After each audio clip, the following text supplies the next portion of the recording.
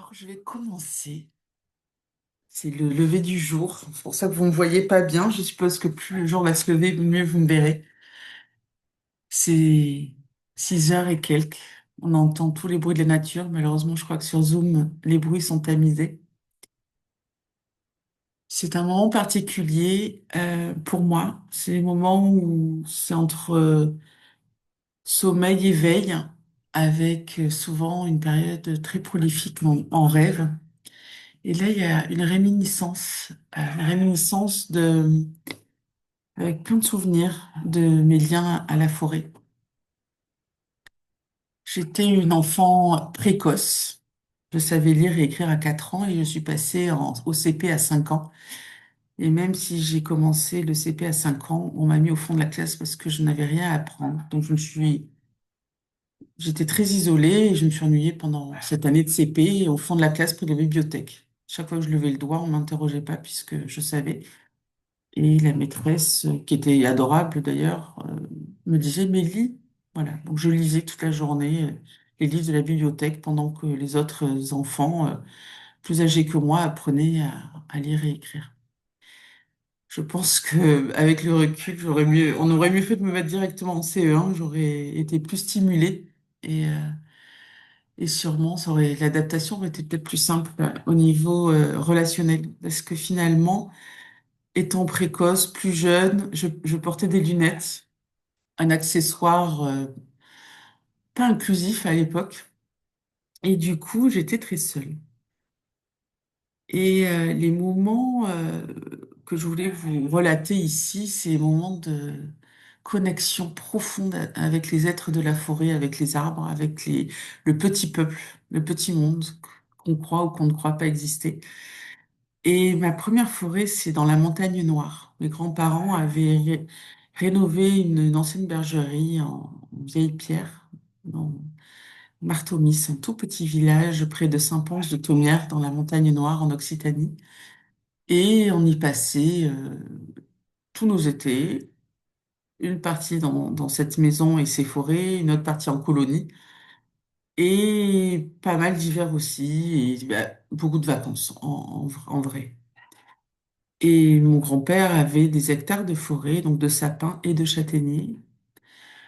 Et je partais seule, donc j'ai moins de 5 ans. Hein, quand on en parle aujourd'hui, on ne s'imagine pas qu'un enfant de moins de 5 ans ait sa propre vie intérieure, sa propre spiritualité, ses propres réflexions.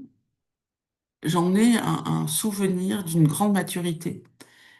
Et quand je compte les chiffres, puisque voilà, il y a des événements marquants dans la vie qui me permettent de resituer dans mon âge ces époques-là, je me rends compte que j'avais moins de 5 ans. Et ça me paraît fou aujourd'hui. J'allais donc dans ces forêts de châtaigniers. Et je me rappelle, il y avait des talus de mousse, des herbes bien tendres et vertes. Et je parlais. Je parlais aux arbres, je parlais à ce que je pensais exister, ce petit peuple. euh, aux champignons. Je me rappelle, et d'ailleurs, ça m'est resté, j'adore aller aux champignons. Et je m'allongeais là et le temps s'arrêtait. C'est-à-dire que je ne sais pas si j'avais déjà ce pouvoir sur le temps. Aujourd'hui, j'ai vraiment l'impression de pouvoir contracter et étirer le temps et des fois d'être complètement hors temps. Mais je pouvais passer des heures à rêver, à faire des poèmes, à parler aux arbres et aux êtres. Au point où ce premier lien avec cette forêt, quand j'ai eu mon fils, quand j'étais enceinte, même si mes grands-parents étant décédés, la maison avait été vendue, les forêts ont été vendues, donc c'était plus dans nos mains. Quand j'étais enceinte, j'avais 22 ans, je suis retournée présenter à la forêt cet être qui grandissait en moi et quand il est né de la même façon, et j'ai fait pareil 20 ans après avec ma fille. Donc, pour vous dire que cette première forêt, j'ai les émotions qui montent. C'était vraiment une collection forte qui faisait vraiment partie de ma famille. Mais plus que ça, il y avait une connaissance silencieuse de qui j'étais, vraiment, de l'être que j'étais, et qui fait que, voilà, tout ce qu'il y a énorme, ben, je pense que oui, les de mes enfants sont les êtres, voilà, les êtres qui ont vraiment changé ma vie en termes de d'émerveillement, de soutien, j'ai un lien avec ces êtres qui sont venus à travers moi, euh, d'âmes sœurs, de frères et sœurs, vraiment de les avoir toujours connus et d'avoir une gratitude et une bénédiction d'être, et là j'ai l'émotion qui revient, d'être venu m'accompagner sur cette terre. Longtemps, je me suis posé la question de pourquoi j'étais venue ici et qu'est-ce que je faisais là, et pour finalement aujourd'hui être remplie de gratitude et de m'émerveiller de la perfection de cette planète, de comment ça fonctionne, de comment ça nous révèle dans notre lumière, dans qui nous sommes vraiment. Donc aujourd'hui, je peux marcher sur cette planète avec émerveillement, gratitude. Mais il y a eu, voilà, il y a eu des périodes d'incompréhension et du coup, de manière indirecte, d'ingratitude à être venu jouer à l'incarnation ici. Donc pour en revenir à ces présentations, voilà, de mes enfants, et quand on dit mes enfants, c'est très humain, mais si je dis ces enfants, ça paraît froid et déconnecté. Mais voilà, c'est mes enfants parce qu'il y a un amour infini pour eux, mais pas en tant qu'enfant et possessivité d'une mère, c'est entre l'émerveillement d'un être qui sait que d'autres âmes ont décidé de l'accompagner sur le chemin et avec tout cet amour, toute cette compréhension, toute cette finesse. Voilà, l'un comme l'autre d'ailleurs. Donc je les ai présentés à ma forêt de la Montagne Noire.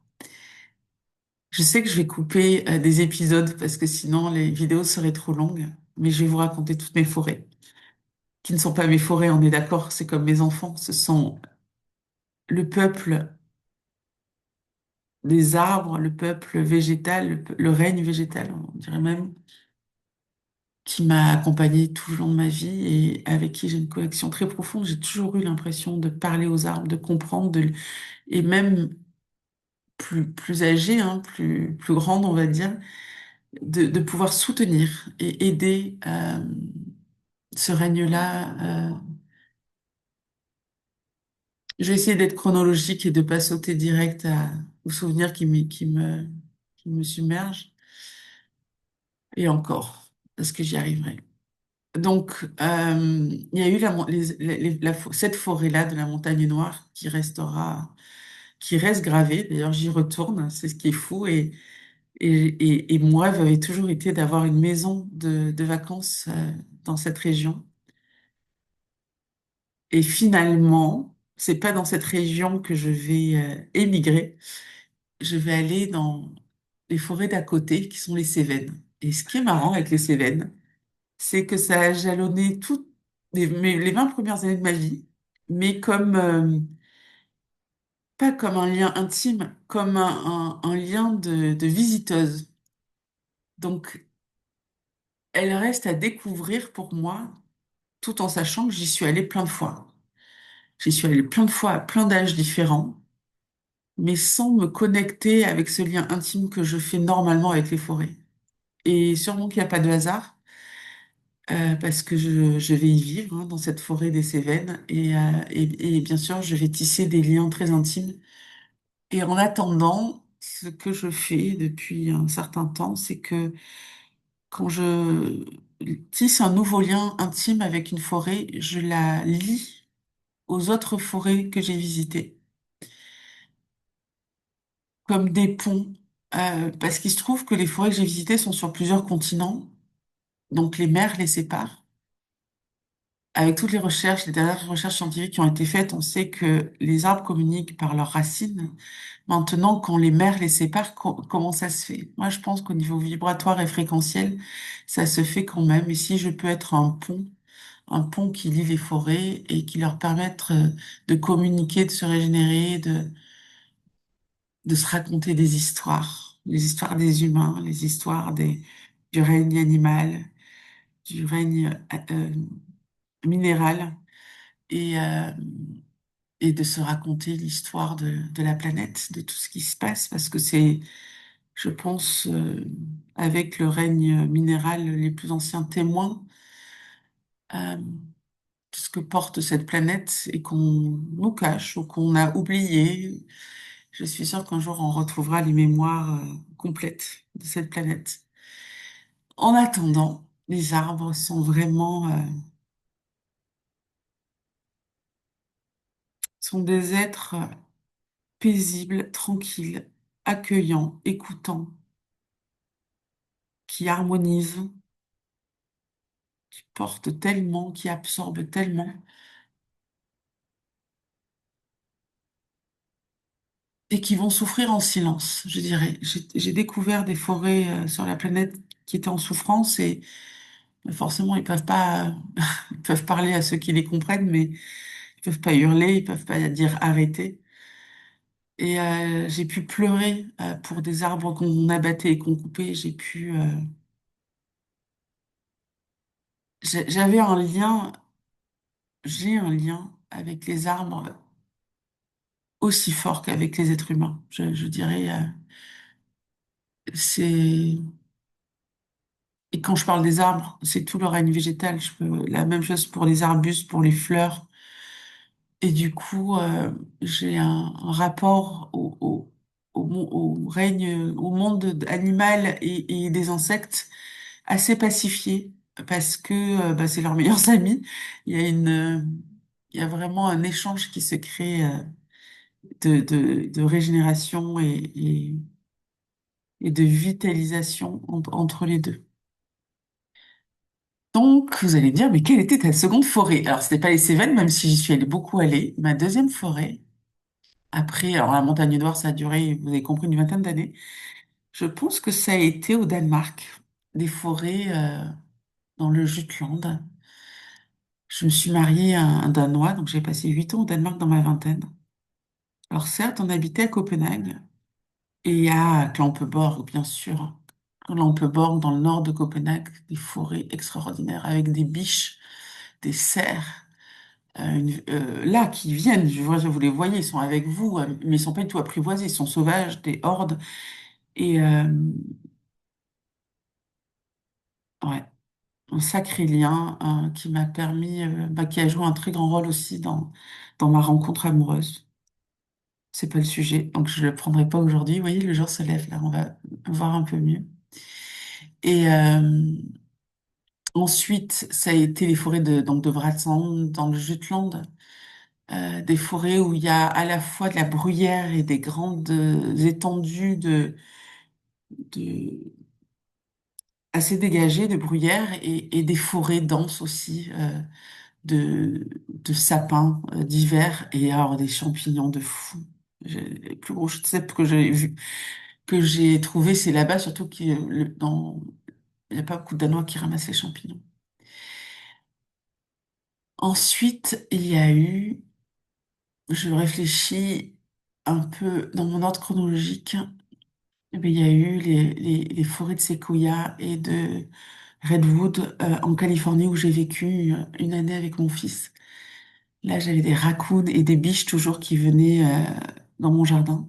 J'habitais dans la forêt. J'ai toujours voulu habiter dans la forêt et je crois que le plus d'années de ma vie, j'ai vécu dans les forêts. Donc,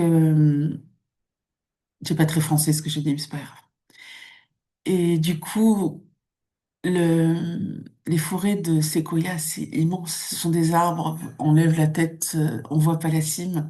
On voit du tronc rouge et des verts fabuleux. Je suis très sensible aux couleurs de vert. D'ailleurs, Pour ça, souvent que je fais des vidéos en voiture, je suis émerveillée quand je roule dans les fonds de la Guadeloupe, de cette palette de vert. Je suis très sensible à la couleur verte et je pense que ça vient de ce lien au règne végétal. Donc je reviens au séquoia et au redwood. Le redwood, je sais même pas comment ça se dit en français. Et oh, mais c'était dense. C'est une forêt encore différente. Pas grand-chose qui pousse dessous d'ailleurs. Et avec la mer pas loin. Souvent, il y a eu un mélange de forêt et de mer. Mer et forêt dans ma vie. C'était juste fabuleux. C'était fabuleux de vivre comme ça, à la lisière de ces forêts, dans un campus à Santa Cruz, en Californie, qui est complètement dans la forêt. C'est-à-dire que j'allais d'un bâtiment universitaire à l'autre et c'était dans la forêt. C'était juste incroyable. Et ensuite, c'est là où je viens passer quelques vacances en Guadeloupe, alors que j'habitais en Californie, et que la nature, les forêts de la Guadeloupe me happent. Je suis tombée en amour de la nature. Et c'est pas que des forêts, il y avait les eaux aussi, les lagons, les mers, les rivières, les cascades, euh, les forêts diverses, parce que la forêt jungle, la forêt primaire de la Basse-Terre, c'est pas la même que la forêt des Grands Fonds, où réside maintenant depuis plus de 10 ans. J'habite dans la forêt ici des Grands Fonds de Sainte-Anne et j'adore. C'est une nature qui a nourri l'homme. Les Grands Fonds de Sainte-Anne, c'est une forêt nourricière. Ce sont les moulins, les greniers, je voulais dire, pas les moulins, les greniers de la Grande Terre. Historiquement, les Grands Fonds de Sainte-Anne nourrissaient toute la Grande Terre, la Guadeloupe. Mais avec la modernité et les importations, les gens ont moins cultivé, mais c'est une forêt nourricière et on le sent. Ici, entre le climat, donc la chaleur et la nature, j'ai pris l'habitude de jeter tous mes déchets organiques par la fenêtre de ma cuisine dans le petit jardin que j'ai devant. Et ça a toujours porté plus de fruits et donné plus que tout ce que je pouvais planter moi-même. Donc j'ai fait les deux, je plantais, mais tout ce que je jetais par la fenêtre en termes de graines et de déchets végétaux, organiques, déjà ça disparaît tout de suite, mais ça crée un houmous naturel devant, et alors j'ai tout eu. Des tomates cerises, des papayes, des courges, des concombres, des patates douces, des arbres fruitiers, des clémentiniers, des orangers, des pamplemousses, des citrons, enfin. Donc ces arbres-là n'ont pas donné de fruits parce qu'il faut un certain temps avant que ça pousse, mais en tout cas, ça m'a donné des vrais arbres, des abricots pays. Enfin, je pourrais énumérer énormément. Donc cette forêt de des fonds de Sainte-Anne en Guadeloupe, c'est une forêt qui a l'habitude de l'homme. C'est comme ça que je le sens. Elle a l'habitude de l'homme, elle collabore, elle nourrit. Il faut savoir qu'ici, en Guadeloupe, on a des arbres qui donnent des fruits comme l'arbre à pain, le fruit à pain, euh, l'abricot pays, les manguiers, une pléthore de... Moi, j'habite ici, il y a des forêts de manguiers autour de moi, mais pas que. Tous les arbres quasi donnent des fruits mangeables et nourrissants.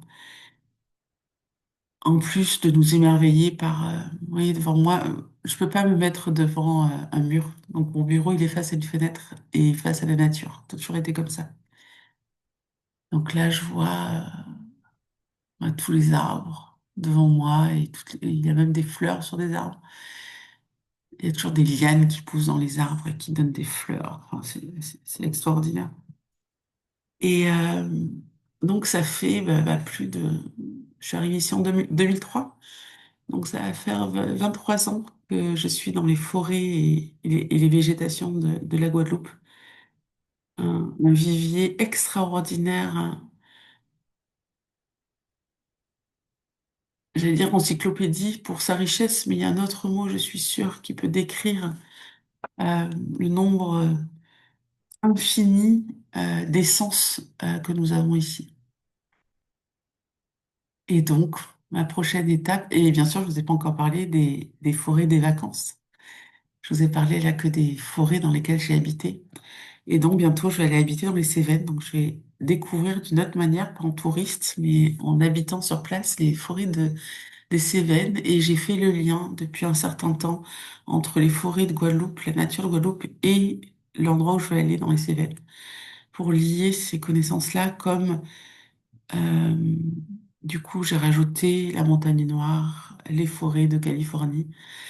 Et en fait, il y a une autre forêt que je lis toujours, qui était en souffrance en Mongolie, dans un endroit où il y a des chamans. Il faut savoir que la Mongolie est un pays très plat, très vide, très des grands espaces. J'adore les grands espaces, mais si j'ai envie de me ressourcer,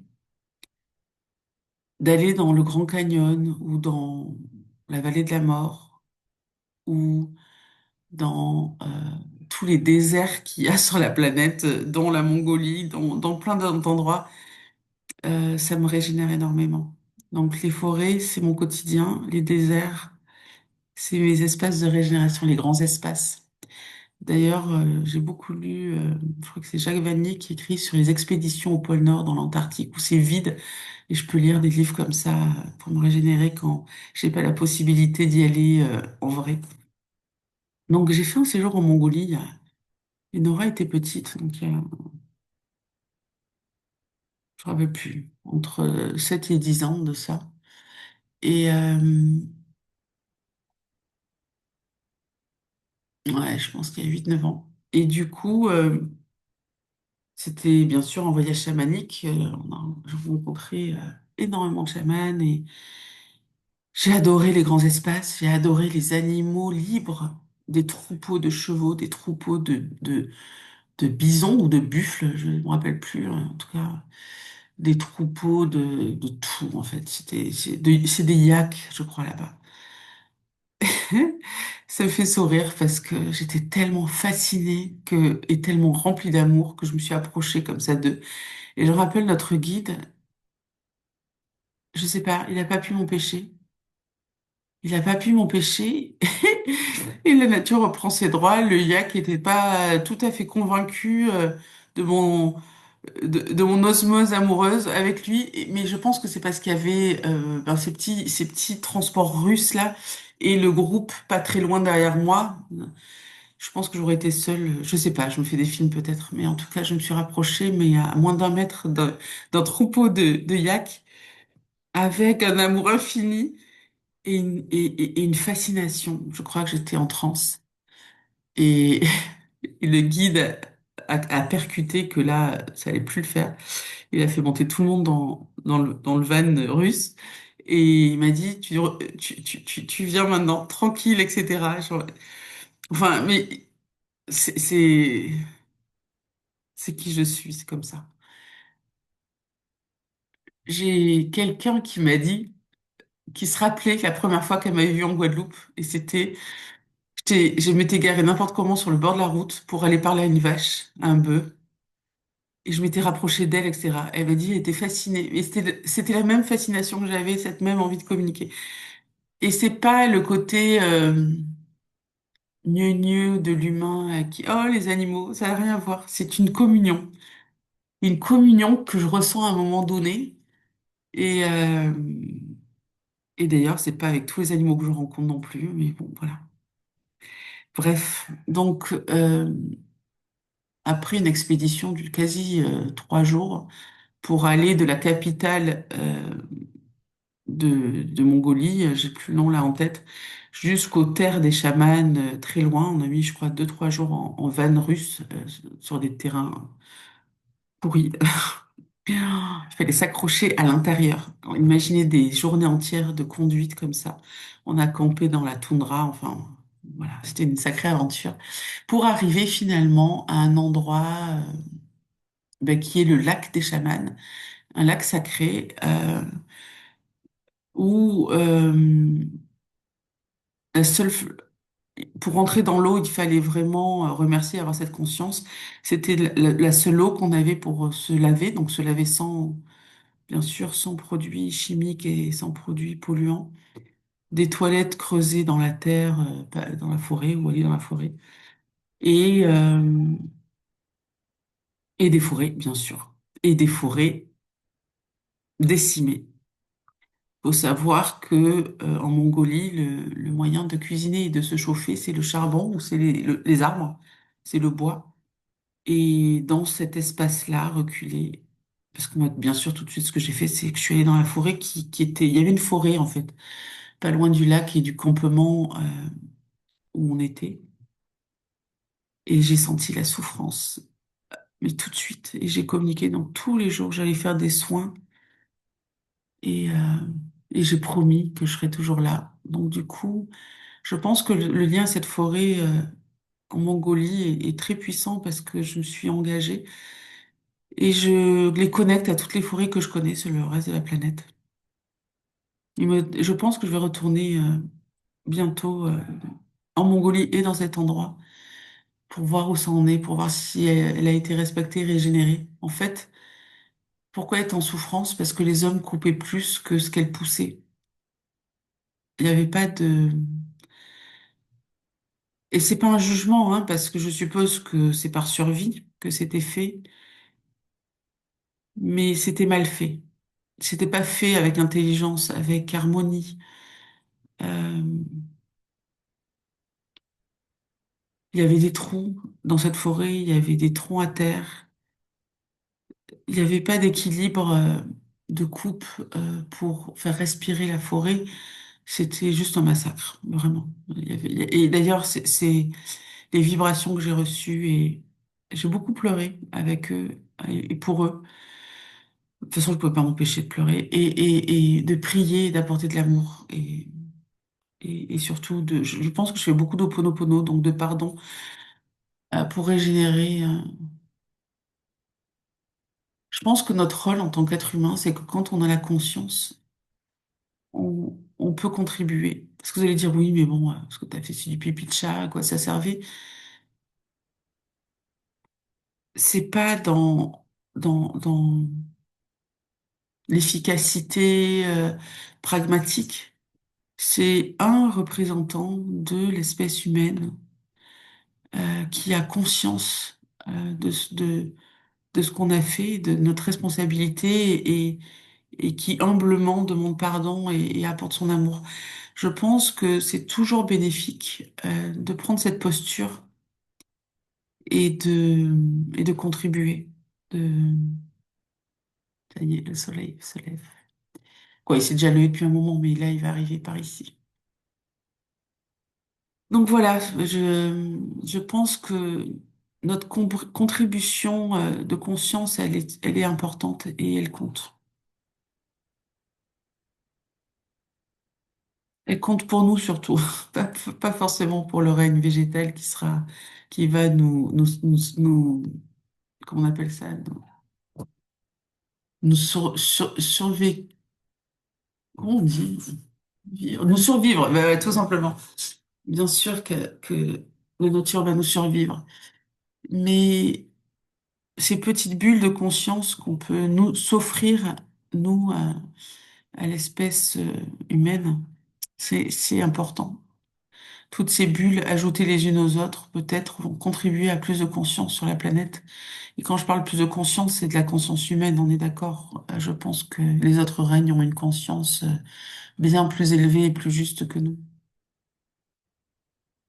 Voilà, est-ce que j'ai fait le tour des forêts? En tout cas, c'est celles qui me viennent. Et donc, ce matin, je me suis réveillée avec les rêves, bien sûr, nocturnes, qui sont en ce moment des rêves d'évacuation, parce que il y a un tel shift, et une telle haute fréquence en moi que mon corps, mon cerveau se permet d'évacuer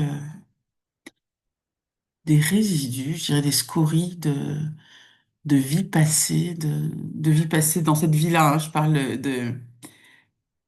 Je me retrouve à connecter à des trucs que j'ai complètement oubliés. Qu'est-ce que c'est cette alarme? Ça, super intéressant. Je vais aller dans un zoo. Et du coup, euh, voilà, c'est des rêves. Je revisite en évacuant des vieilles émotions parce que je suis dans un état de bien-être et de paix et de haute fréquence qui le permet. En fait, le corps va évacuer en neuro-émotionnel. euh, je parle et pas en termes de digestion, réellement d'évacuation, quand vous atteignez des espaces de grande plénitude. Donc c'est mon cas. Et après, une fois que j'étais bien revenue, alors pas super réveillée, mais quand j'ai commencé, je n'étais pas très réveillée, m'est venue toutes ces pensées de forêt que j'ai voulu vous partager. Et j'ai fait cet exercice de lien, de lier les forêts entre elles. Donc j'étais en train de lier la Mongolie, les Cévelles, la Montagne Noire, les séquoias de la Guadeloupe, les séquoias de la Californie. Et je sais qu'il y en a d'autres de forêts. Ça sera peut-être des prochains épisodes. Je vous souhaite une merveilleuse journée avec un... Choisissez d'avoir ce regard d'amour et de grâce sur ce qui est, tout ce qui est. À bientôt.